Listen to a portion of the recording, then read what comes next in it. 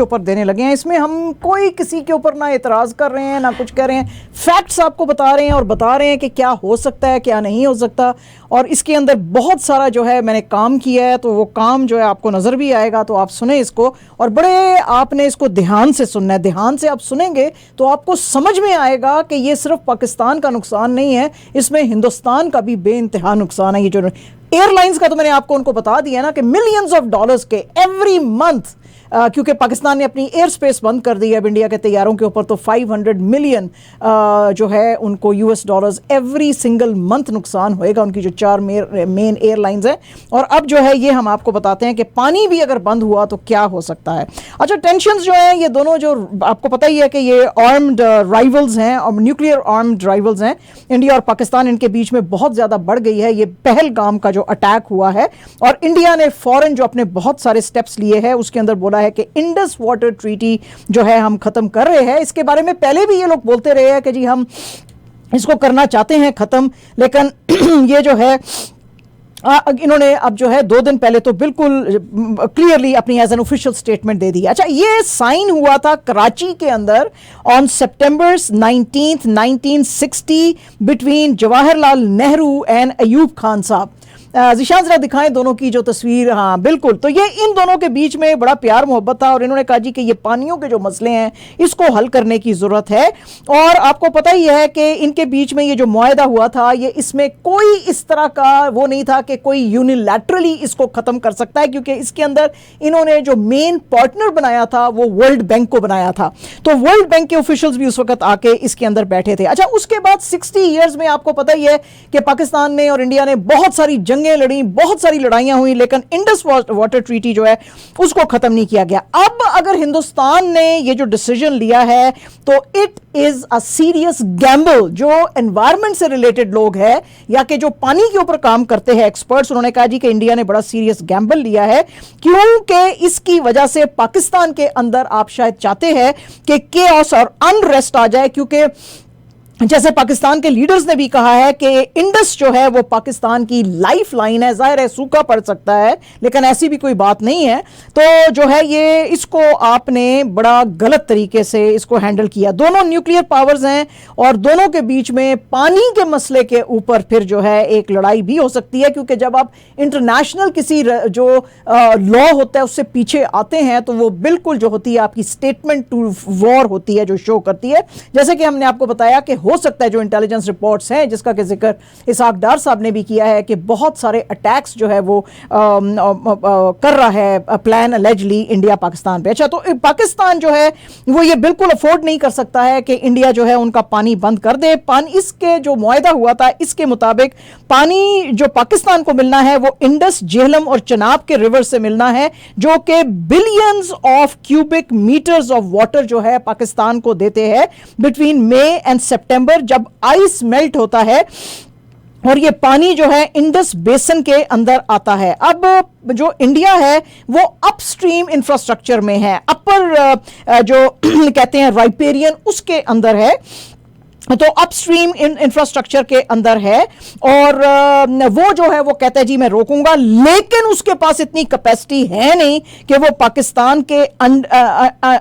अंदर इस पानी को रोकने का कोई खास जो है वो प्रबंध कर सकती है। उन्होंने किया तो है काफी सारा, run of river hydro projects जो है उन्होंने बहुत सारे लगाए हैं, लेकिन उनका स्टोरेज लिमिटेड है, क्योंकि आपको जब पता है कि जब बर्फ पिघलती है तो बेतहाशा पानी आ जाता है। तो अगर इंडिया जो है अपने तमाम के तमाम जो डैम्स है जो उस एरिया के अंदर है उनके साथ भी अगर ये करेगा, कोऑर्डिनेट करेगा, फिर भी स्लाइड फ्लो जो है पानी का वो तो पाकिस्तान की तरफ फिर से भी रहेगा। और अगर इन्होंने कंप्लीटली पाकिस्तान का पानी रोकना है तो बहुत ही मैसिव इंफ्रास्ट्रक्चर डेवलपमेंट और बिलियंस ऑफ डॉलर्स का इन्वेस्टमेंट जो है वो पाकिस्तान में लाना पड़ेगा, ताकि कंप्लीटली पाकिस्तान के वाटर का शेयर जो है डिसरप्ट किया जाए। लेकिन इससे क्या होएगा, जब उन्होंने पाकिस्तान के लिए रास्ता बंद कर देंगे तो इनके डैम्स इतना पानी नहीं ले सकेंगे। और उससे क्या होएगा कि जैसे ये जब हाई वाटर होता है तो पाकिस्तान में पानी ज्यादा छोड़ देते थे और पाकिस्तान में फ्लडिंग होती है,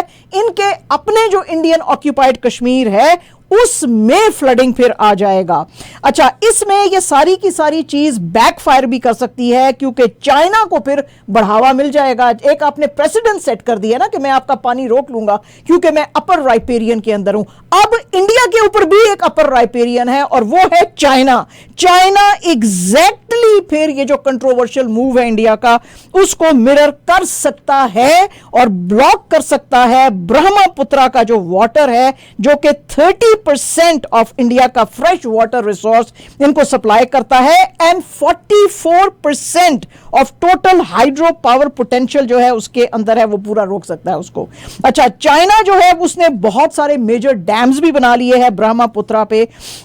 और वो इसको एज अ जस्टिफिकेशन यूज करेगा कि जो भी अपर राइपेरियन में अब है वो दूसरे का पानी रोक सकता है,